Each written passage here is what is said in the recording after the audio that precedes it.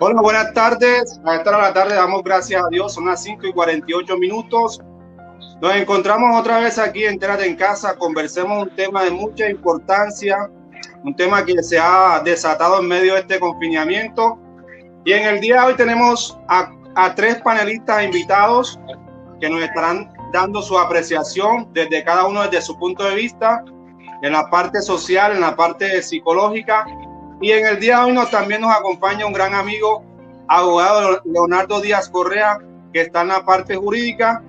Las personas que se están conectando, denle compartir a este en vivo para que las demás personas puedan también tener este conocimiento. Buenas tardes, compañeros, ¿cómo están? ¿Cómo se encuentran? Diana, ¿cómo estás? Mucho gusto. Excelente. Nuevamente. Ok, muy bien. Buenas tardes para todos. Dios les bendiga grandemente. Pues me encuentro excelentemente bien, gracias a Dios. Una vez más, gracias por esta invitación. Como dicen por ahí, reivindicándome de la primera, ¿verdad? Entonces esperemos que esta sea un éxito. Ok. Lizeth, nuestra psicóloga, ¿cómo estás? ¿Cómo has pasado? ¿Cómo te encuentras?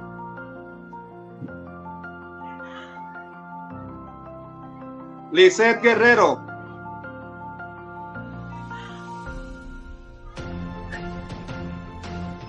Lizeth.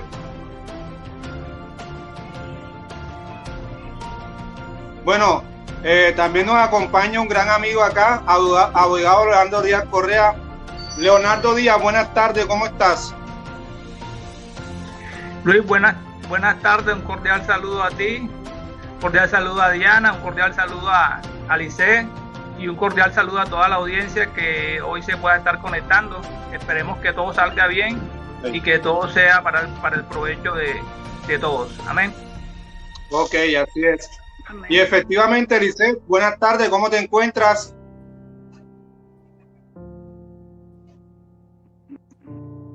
Alice Guerrero.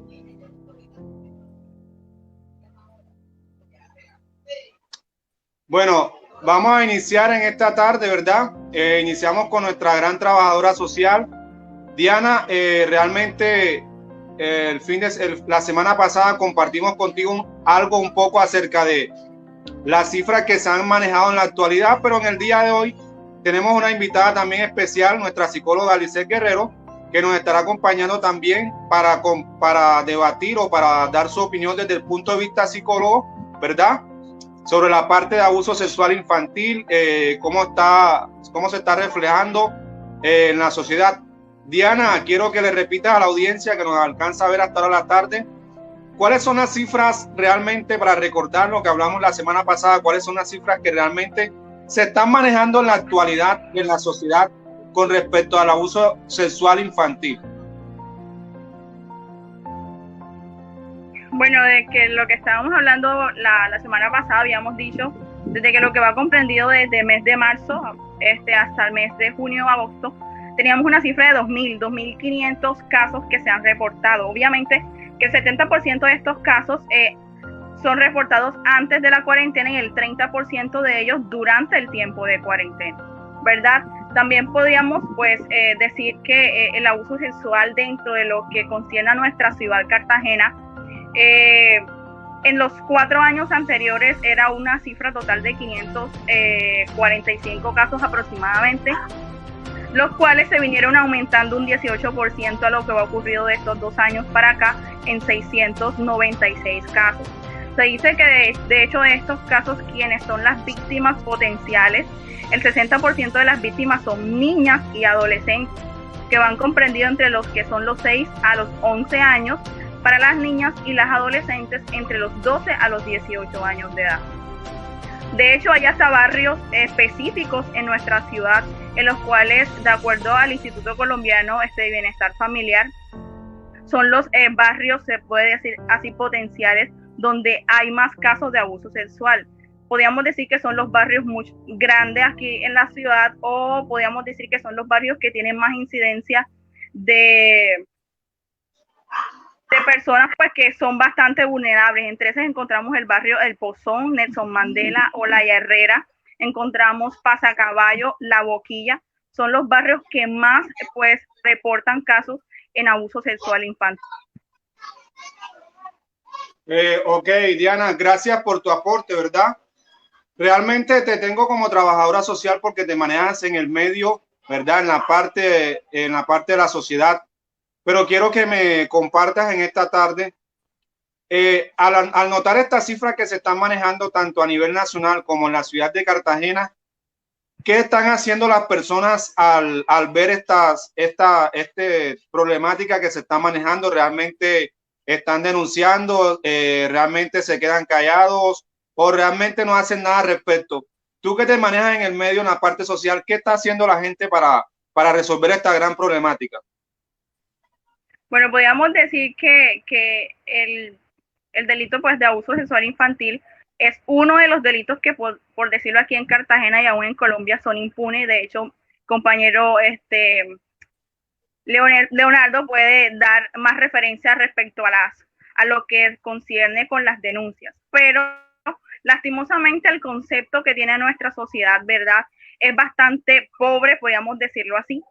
Porque, por ejemplo, yo trabajo en una institución educativa y las personas no desean denunciar por miedo, por temor a amenazas, por vergüenza específicamente. Y de hecho, aún lastimosamente hay madres que aún venden a sus propios hijos o someten a sus propios hijos a abuso sexual por un sustento. De hecho, se dice, de acuerdo a la tasa, de que 7 de cada 10 casos de abuso sexual infantil en Cartagena ocurren dentro, ¿verdad?, de los hogares, y se supone que mi hogar debe proteger y velar, ¿verdad?, por los derechos de nuestros niños, niñas y adolescentes. Y se dice pues que de 7 casos, de 10 casos, 7 es dentro de nuestros hogares, ¿verdad?, cartagenero. Entonces es muy importante que nuestra sociedad, que nuestra gente denuncie, ¿verdad? De hecho, hay un programa que lanzó la alcaldía que es Cuéntalo, se llama así, que hay que contar, ¿verdad? Hay que denunciar, hay que hablar, ¿verdad? Si de pronto está pasando esto dentro de nuestro hogar. Y lastimosamente, como dije anteriormente, la gente no desea denunciar por miedo. En muchos casos, las víctimas, perdón, los abusadores son los cuidadores de nuestros niños. Entonces es bastante complicado este tema en relación a la concepción que tiene la sociedad respecto a este tema. Ok, gracias Diana por tu aporte, ¿verdad? Sé que realmente ha sido muy valioso porque te están manejando en medio de la sociedad, están manejando realmente estos casos, pero quizás realmente a esta hora de la tarde también quisiera que Lisette, nuestra invitada, también nos compartiera o nos diera su punto de vista. Realmente hablemos algo de qué es un abuso. ¿Tú me puedes dar tu apreciación acerca de lo que es realmente un abuso infantil y cuándo se puede y cómo se puede catalogar un abuso infantil? Bueno, nosotros estamos hablando de abuso sexual, ¿verdad? Porque abuso puede ser exceso de... cuando hablamos de abuso, pues nos derivamos a otras clases de abuso, ya sea psicológico, sexual, sea violencia emocional. Pero cuando hablamos de abuso sexual como tal, no sé si de pronto hace referencia a lo que es el abuso sexual o solamente el abuso. O sea, realmente hagamos referencia a lo que es el abuso sexual infantil, esto que realmente ha golpeado en medio de este gran confinamiento a los niños, porque realmente a los niños y adolescentes, a los que de pronto no pueden llegar a tener, no se pueden defender de esto. Entonces quiero que me hagas la apreciación porque realmente he visto y he escuchado que realmente en este tiempo hay una gran diferencia entre lo que es un abuso sexual infantil y una violencia sexual infantil. Entonces realmente quiero que me hagas tu apreciación, ¿verdad? Lo que se considera como tal. Bueno, podríamos llamarle abuso infantil a toda acción, ¿verdad?, que someta u obligue a un menor de edad, ¿verdad?, a someterlo sexualmente hablando, ¿verdad? Obviamente si es un consentimiento sin que el niño esté completamente maduro de lo que está sucediendo, ¿verdad? Entonces podríamos decirlo que el abuso sexual infantil es eso, aquel sometimiento u obligación que hace una persona, ¿verdad?, a un menor a hacer lo que no quiere, obviamente, en lo que refiere a lo que tiene que ver sexualmente hablando. Ok. Diana, ¿cómo se puede considerar o cuáles son las principales señales que realmente un niño puede llegar a reflejar cuando ha sido abusado sexualmente? Sé que de pronto tú te manejas en la parte social, pero nuestra gran psicóloga, Lisette, vamos a ver, acá está entrando nuevamente. Vamos a esperar que se conecte acá. Lisette, buenas tardes. Buenas tardes, Luis, Diana, Leonardo, ¿cómo están? Lisette, me escuchas. Mira, estábamos aquí aclarando y hablando de lo que era un abuso sexual infantil y una violencia sexual infantil. Te tenemos como invitada porque tú eres nuestra gran psicóloga y tú manejas esta apreciación, esta parte la manejas más. Entonces quiero que realmente le hables a la audiencia, a los que nos están viendo o nos están escuchando hasta ahora la tarde, ¿qué es un abuso sexual infantil y cuándo se puede considerar un abuso sexual infantil? Bueno,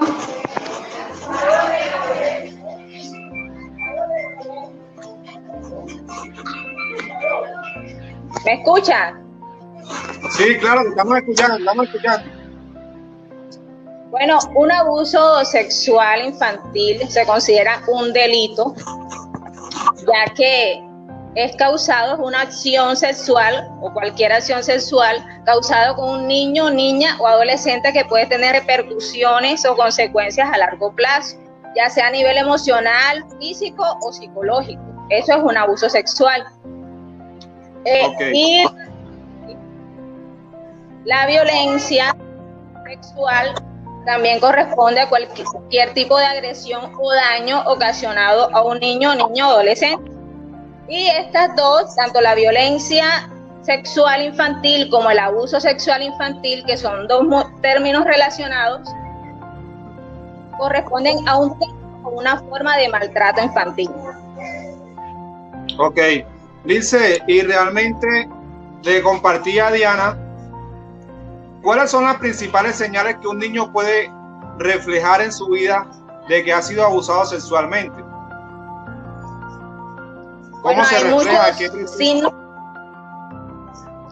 Hay muchos signos de alarma o algunas situaciones, tanto comportamentales, físicas, que nos pueden llevar a deducir o a concluir que un niño o niña o adolescente está siendo víctima de abuso o de violencia infantil.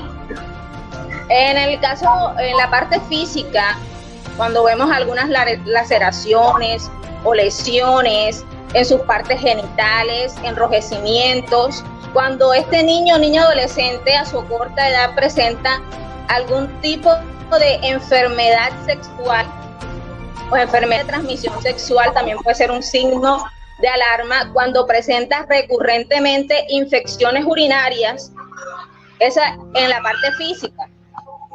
En la parte emocional vemos cambios en su comportamiento. Si de pronto este niño era un tanto extrovertido o era muy sociable o hablaba con las personas, llega a tener un cambio en su comportamiento, deja de ser extrovertido, convertirse en introvertido.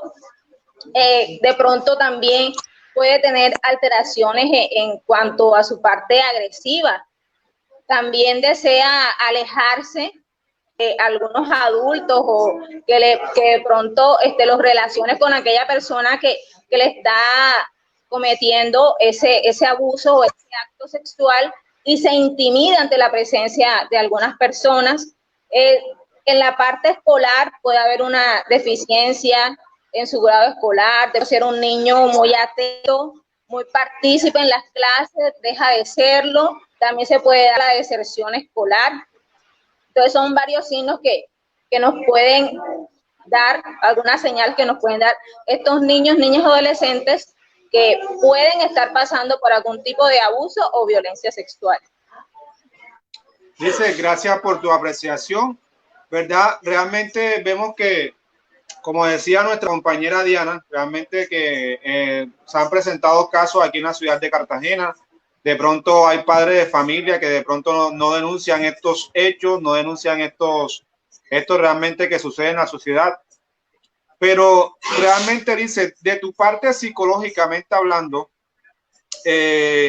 tú nos explicas que realmente se pueden haber muchos cambios, muchos cambios en los niños, los adolescentes, pero realmente, ¿cuáles son las consecuencias a futuro? ¿Qué puede generar este abuso o violencia sexual infantil en los niños a futuro? Una consecuencia. Bueno, hay repercusiones y consecuencias a largo plazo en la vida de un niño, niña, adolescente.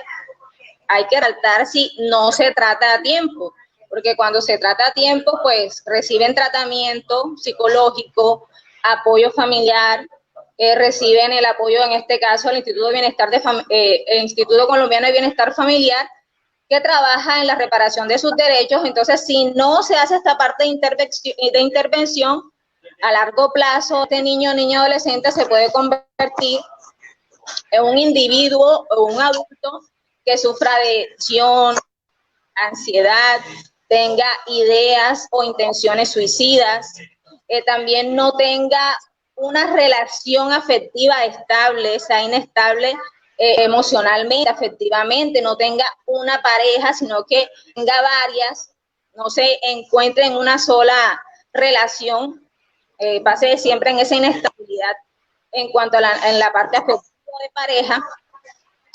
También puede ser dependiente emocional y puede depender también de sustancias psicoactivas para pronto sentirse bien consigo mismo.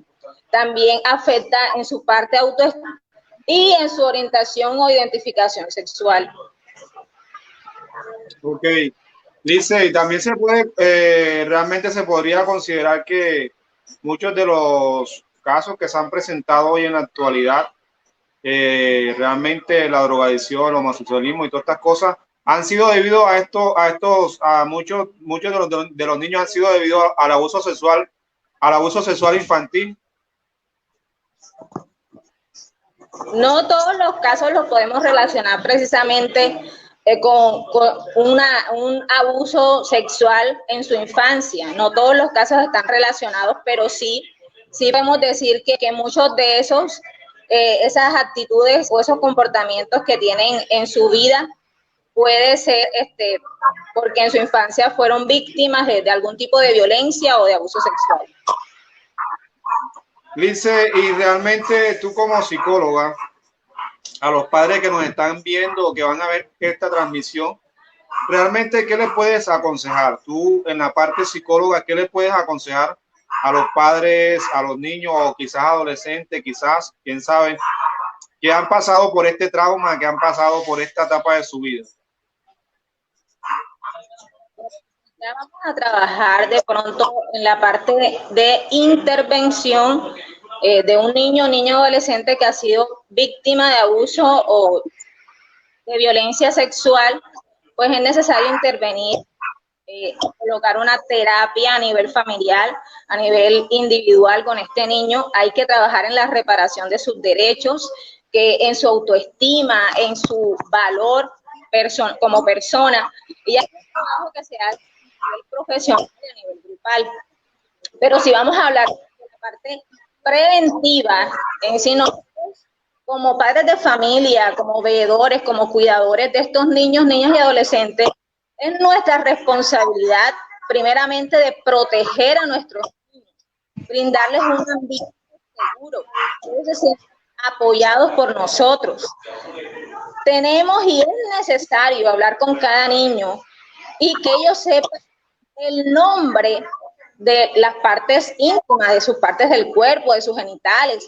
No debemos hablar al niño del pipí o de otro nombre que podemos poner al genital, porque cada uno biológicamente tiene su nombre. A cada niño o niña debemos decirle cuáles son los nombres de las partes de su cuerpo, de sus genitales, con claridad. No utilizar seguros como la galletita, no. Tenemos que hablar con su nombre propio. Que en el caso pues de las niñas sabemos que es vulva, en el caso de los niños pene, el ano, todo tenemos que hablarlo claramente. Otra parte también que debemos tener en cuenta y es que niño, cuál es la parte, cuál es su intimidad y cuál es su privacidad y cuáles son esas partes que puede ver todo el mundo. Entonces, tenemos que recalcar que las partes íntimas son aquellas partes que nosotros tapamos con nuestra ropa, que no se ven, y por lo tanto, ninguna persona tiene derecho a tocar nuestras partes íntimas, porque eso hace parte de nuestra privacidad. Como padres de familia debemos alertar a nuestros niños. También debemos alertarlos en el hecho de que ellos aprendan a decir no, que ellos aprendan a hablar y a decir que esas acciones no les gustan, que también aprendan a diferenciar entre las caricias positivas y las caricias negativas.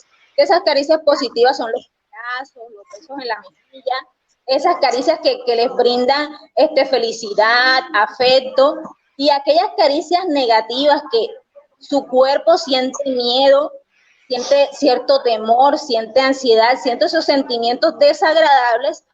Tenemos que hacerles a ellos ver que si ellos se sienten mal ante esas caricias, es necesario que lo digan.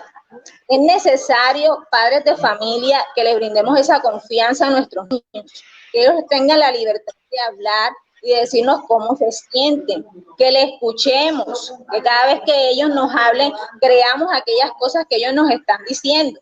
Otra cosa que suelen manejar en algunas familias, y es que de pronto algunos se saludan con besos en la boca. A los niños no se les debe besar en la boca como un saludo o un afecto familiar. Tenemos que enseñarles que los besos son en la mejilla y que las únicas personas que se besan en la boca son aquellas que tienen alguna relación de pareja o algún matrimonio. Entonces, también debemos enseñarles cuáles son aquellos secretos buenos y secretos malos. Aquellos secretos buenos son los que se pueden a corto plazo decir, por ejemplo, si van a celebrarle el cumpleaños a la abuela, entonces en el secreto dicen, vamos a organizar una sorpresa a tu abuela, pero no se puede saber hasta que llegue el día de la sorpresa. Ya son secretos que en algún momento ya se saben.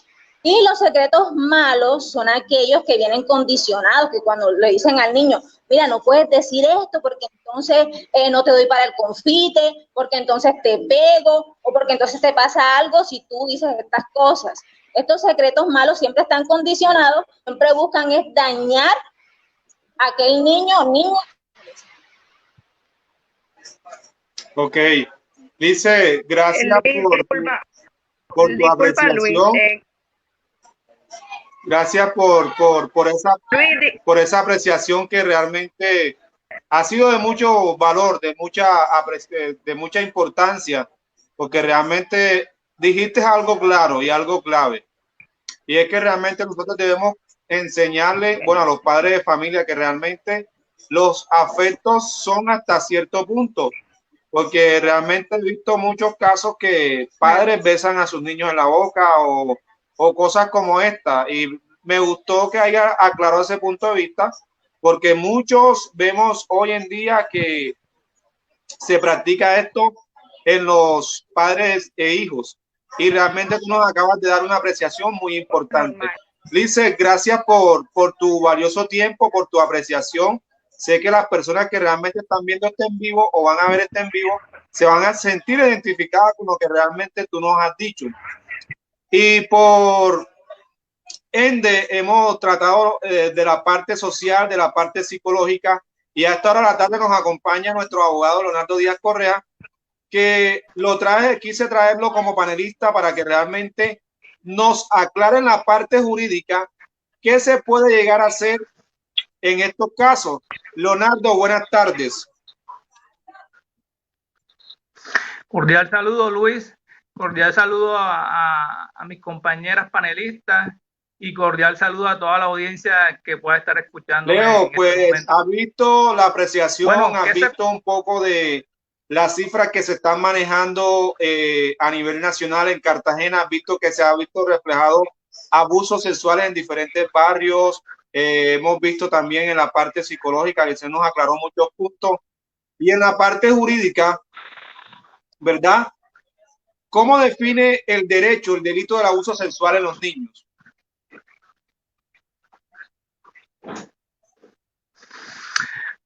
Bueno, Luis, hay que diferenciar entre acceso carnal y abuso sexual. El derecho lo define de manera diferente. Son dos conceptos relacionados, pero son tratados de manera diferente. El acceso carnal es cuando hay relación sexual entre el agresor y la víctima. Cuando el agresor viola, como comúnmente se dice coloquialmente, viola a ese niño o a esa niña, mientras que el abuso sexual no es necesario que haya una violación, sino que hayan tocamientos, dice el código que haya manipulación, que incluso que el agresor satisfaga sus delitos sexuales, su apetito sexual con ese niño. Son dos conceptos parecidos, pero son de manera diferente a la hora de penalizarlo y a la hora de obtener una responsabilidad y una sentencia, una sanción al individuo agresor. Entonces, el abuso sexual infantil se da cuando no hay violación, pero sí hay manipulación, hay tocamiento, hay esa satisfacción de ese agresor en el ámbito sexual. Leonardo, por acá tengo otra pregunta. Realmente en la parte jurídica, ¿cuáles son las diferencias que usted cree que existen? Bueno, en el abuso sexual de menores, tú nos acabas de aclarar una parte muy importante cuando realmente en la parte jurídica se considera abuso sexual. Pero ¿cuáles son las diferencias que existen ahí? Entre el abuso sexual de menores.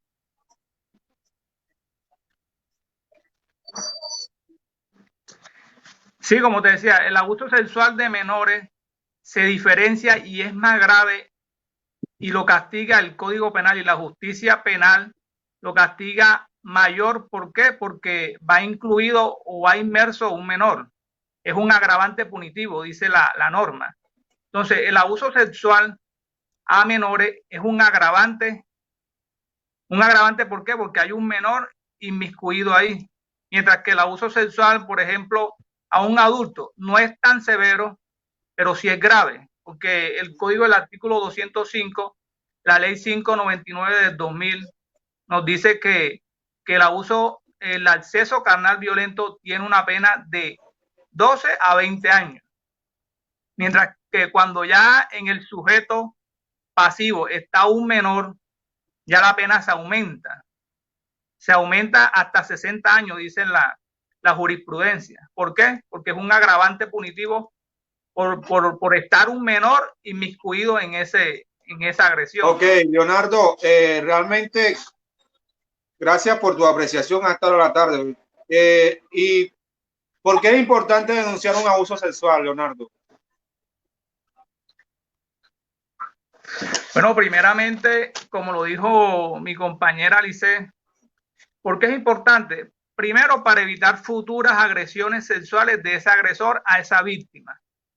Cuando ese niño, como lo dijo mi compañera Diana, ¿por qué hay abusos sexuales y por qué, cuál es el índice de mayor, cuál es el índice de cuáles son los mayores agresores? El ámbito familiar. Puede ser un papá, puede ser un tío, incluso puede ser un hermano. Entonces, con ese compañerismo, con ese compañerismo que tiene ese niño, con ese agresor, quizá ese agresor lo esté amenazando para no denunciar. Entonces, ese niño, teniendo a ese familiar ahí, no denuncia por miedo o por respeto a él. Cuando ya se denuncia, ya ese niño deja de ser víctima activa y ya ese agresor no lo vuelve a hacer más. Segundo, ¿por qué es importante denunciar? Para ayudar para prevenir que otras personas sean víctimas de violencia sexual. Se da el caso, por ejemplo, como lo dijo Diana, de que niños y niñas no denuncian por pena. Pero ¿qué pasa ahí? Cuando no se denuncia por pena o por alguna agresión que vaya a sufrir esa persona o por miedo, ese agresor se convierte en un futuro violador. No solamente se viola a esta niña, sino se viola a otras niñas más. Entonces esa víctima se convierte le estamos dando, se convierte en cómplice de ese violador. Suena grave, pero ¿por qué es importante denunciar? Para que ese agresor no siga cometiendo el mismo delito en futuras ocasiones. Ok, y tercero y último, ¿por qué es importante denunciar? Para ayudar a la víctima a que en el futuro tenga una vida digna. Cuando a ese niño o a esa niña se le quita su inocencia con la violación, con el abuso, con el acceso carnal, se le desplaza su inocencia, ese niño no vuelve a ser igual. Como lo dijo mi compañera Alice, ese niño quizás vaya a sufrir de trastornos mentales, quizás se convierta en una persona disocial. Entonces, es importante denunciar porque ya identificando el problema, ya identificando la enfermedad, hay una posible. Ok, Leonardo, a esta hora de la tarde ya son las 6:26 minutos. Ya vamos cuadrando, finalizando. Y realmente, ahora ya tú nos has hablado desde tu punto de vista jurídico, realmente por qué es importante denunciar. Ahora sería, ¿quiénes realmente pueden denunciar un abuso sexual infantil? Bueno, ¿quiénes pueden denunciar ese abuso sexual infantil? Okay. Primero que todo, la víctima. La víctima puede denunciar un abuso infantil. Segundo, los representantes de esa víctima. Si la víctima por miedo o por alguna razón no puede denunciar, pero ese familiar te está dando cuenta que ese niño, esa niña, ese adolescente está siendo víctima de abuso sexual, ese familiar puede denunciar. Incluso los vecinos, otra persona, un tercero extraño a esa familia puede denunciar ese abuso sexual. Ok, Leonardo, y pues ya para terminar, ¿verdad? En estos días la ley sacaron una ley para violadores de menores. ¿Qué plantea esta ley? ¿Qué plantea esta ley en los efectos jurídicos, verdad? ¿Y qué podría tener en los agresores? Bueno, el Senado está estudiando la iniciativa y ya se promulgó la ley de cadena perpetua para los violadores, para los violadores de niños y niñas en Colombia. ¿Qué plantea esta ley? Que cuando un agresor o una persona es judicializada por abuso o acceso carnal, esa persona puede estar inmerso en una cadena perpetua. Es decir, el Código Penal, la Ley 599 del 2000, en la actualidad contempla hasta 20 años. Es decir, la persona viola a los 20 años, a los 40 años fácilmente puede salir. Incluso el Código Penal da unos beneficios por buena conducta, por trabajo en la cárcel. Entonces esa persona incluso puede salir a los 10 años, 5 años. Pero ya con esta ley se expidió con el objetivo de que haya un aviso y un castigo a todos los futuros violadores, a las futuras personas que quieran abusar de ese niño, que haya una abstención. Entonces, ¿dónde se aplica esta ley? Hay 3 interrogantes. Cuando ese niño, por medio de ese abuso sexual o ese acceso carnal violento, lo matan, hay homicidio doloso. Ahí ese violador tiene cadena perpetua. Cuando mediante la violencia ese niño o esa niña es abusada o accedida carnalmente, esos son los 2 interrogantes que hay para que se aplique la cadena perpetua. Leonardo, a esta hora de la tarde, gracias por tu apreciación en la parte jurídica. Ahí nos encontramos con nuestro amigo abogado Leonardo Díaz Correa. Leonardo, gracias por tu apreciación. Lice, no sé si tienes algo para decir a esta hora de la tarde. Y bueno, queríamos tener este diálogo, esta conversación que quedó pendiente con la trabajadora social Diana Ginette, y parece que ya se le consumieron los datos que tenía. Y realmente damos gracias a Dios a esta hora de la tarde por tener esta dicha, esta oportunidad de compartir este tema de mucha importancia en la sociedad. Sé que muchos se van a sentir identificados con este tema. No sé, Lince, si tienes algo para comentar ya para finalizar. Y Leonardo Díaz, no sé si tendrás algo para finalizar ya.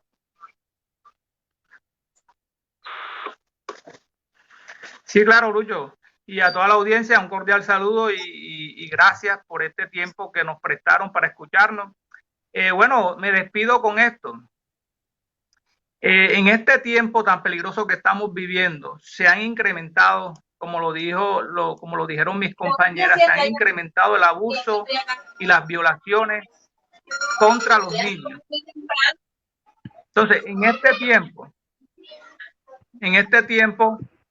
si usted está siendo agredido sexualmente, o si usted conoce que un niño, incluso usted niño que me estás escuchando, está siendo agredido, está siendo abusado sexualmente, hay unas instituciones que te ayudan para que esta pesadilla termine, como el ICBF, la Fiscalía General de la Nación, CAIBA, URI. Hay varias instituciones que te pueden ayudar para que esa pesadilla termine. El violador tiene poder y sigue con sus violaciones cuando ese niño o esa víctima de agresión sexual no denuncia. Le está dando poder a ese violador para que siga haciendo lo mismo con él. Entonces, un cordial saludo a todos. Leonardo, antes de terminar, por acá hay una gran tía que comenta, Darly Hernández, dice, uno de los temas por los cuales no se denuncia es también el mismo trámite. Ella dice, venga mañana, venga pasado mañana, no hay absoluta privacidad como tal, está en la oficina del distrito. ¿Qué tienes para decir al respecto, Leonardo? Así es, Lucho. La impunidad reina aquí en Colombia. Mira, yo estuve investigando y los casos de abuso llegaron a 26.059 denuncias en el año 2019. Pero solo el 1% prosperó. Solo el 1% prosperó. Perdón, el 5% prosperó y el 1% solo llega a condena. Pero ¿qué pasa? Que si esa persona no denuncia, ese delito va incrementando y va incrementando. Y no se da la oportunidad. Esa persona que está siendo abusado por miedo o por pena de que ese futuro agresor tenga una consecuencia. Ok, por acá tengo una pregunta, no sé cuál de los panelistas me puede responder. Pregunta, ¿cuáles son las rutas a seguir dándose un caso de abuso sexual infantil? Bueno, Lisset creo que habló una parte, Diana, no sé si tengas algo para decir. O Leonardo, no sé si esta pregunta también, bueno, yo creo que ya ha sido claridoso, ¿verdad? Que hay que denunciar porque si no los abusos sexuales se seguirán incrementando. No sé si alguien tenga alguna apreciación para aclarar esta pregunta que nos están haciendo aquí en la audiencia. No, bueno, Luis. Sí, Lucho. Yo comento y toda la audiencia. Ok, Diana. Dale, no te preocupes. Adelante, Diana. Adelante, Diana. Ok, bueno, de acuerdo a lo que estaba preguntando Lucho, ¿me escuchan? Sí. Sí, yo estoy escuchando, te estamos escuchando.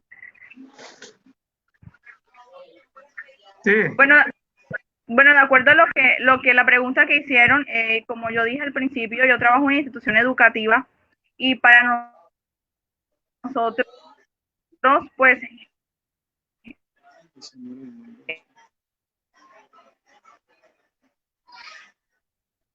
las rutas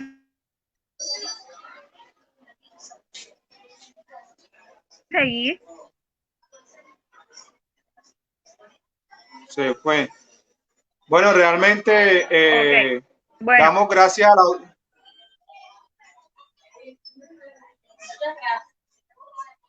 Te escuchamos, Diana. Ya regresó. ¿Sí? ¿Me escuchan o no? ¿Sí? ¿Me escuchan o no? Discúlpense. ¿Sí me escuchan o no? Para continuar. Sí, te estamos escuchando, Diana. Sí, perfectamente, Diana. Ok, listo, perfecto. Bueno, como les estaba comentando, dentro del trabajo, la ruta que nosotros hacemos dentro de la institución educativa en caso de conocer un caso, la primera es la identificación del caso. O sea, cuando la persona, de hecho, Leonardo lo dijo, se identifica un posible caso de abuso sexual, pues el niño o la niña o el adolescente tiene que estar en la plena confianza de poder decir o denunciar o poder hablar de todo lo que está sucediendo, ¿verdad? Obviamente nosotros tenemos nuestro protocolo en la institución y es el profesor, que es el que tiene contacto directo con el estudiante, es el que identifica los posibles focos de emergencia de un estudiante, o sea, el comportamiento, los cambios que ha tenido. Él lo reporta a psicología. La psicóloga pues hace la valoración, hace el respectivo proceso. Si el niño o la niña o la adolescente, ¿verdad? Confiesa, ¿verdad? Que está sufriendo de abuso, ¿verdad? Pues se llama Policía de Infancia y Adolescencia. Obviamente que se hace el reporte del estudiante, pues de todo lo que el estudiante pues dice que está sucediendo, lo que le está pasando, quién es la persona que si es la persona que lo está usando, si es un miembro de la familia, si es un vecino, si es de pronto alguien que se encuentra a su alrededor, pues se hace el respectivo informe. Obviamente, si es un padre de familia y no está informado de esto, debe buscar a una persona que tenga la capacidad, ¿verdad?, de poder hacer el proceso debidamente. Pues Policía de Infancia y Adolescencia, normalmente nosotros tenemos el número en la institución específico de ellos. Hacemos el llamado, pues ellos hacen la recepción del caso y ellos directamente la llevan a la comisaría de familia lo llevan al bienestar familiar. En ese caso, teniendo en cuenta en qué localidad está localizado el posible caso, pues en esa se encuentran las localidades, pues de acuerdo a las localidades, ahí está pues el bienestar o la comisaría de familia pertinente donde se pueda recepcionar el caso. Ya más que todo es como lo que trabajamos nosotros desde la institución educativa, obviamente.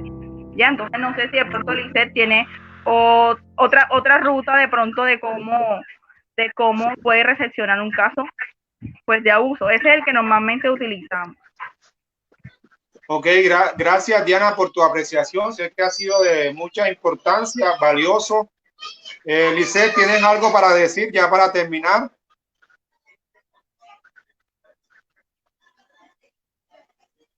Lisset, ¿me escuchas? El micrófono lo tiene apagado. Lisset, enciende el micrófono, porfa.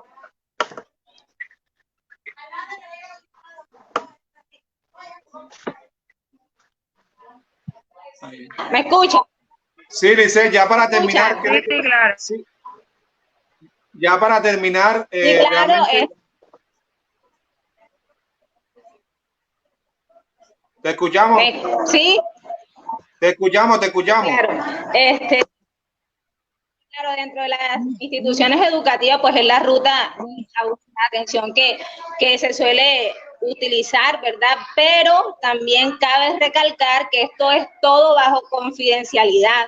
Es necesario que esto se haga bajo confidencialidad para que no vayamos a revictimizar a ese niño, niña o adolescente.